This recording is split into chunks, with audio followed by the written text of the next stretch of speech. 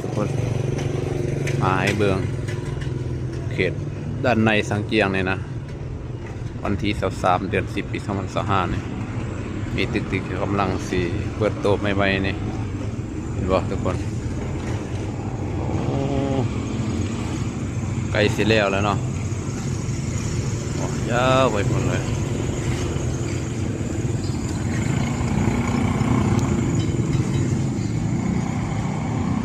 เด้เนาะอันนี้ก็ใกล้สิแล้วเลยเด้นี่น่าสิเปิดท้ายปีนี้แหละเป็นโปรมาร์เก็ตเป็นห้างอีกห้างหนึ่งความเจริญเป็นเมื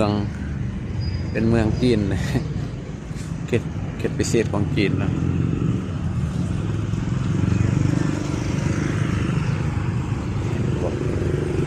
นั่นประตูทางเข้าในอันนี้เป็นบ้านพัก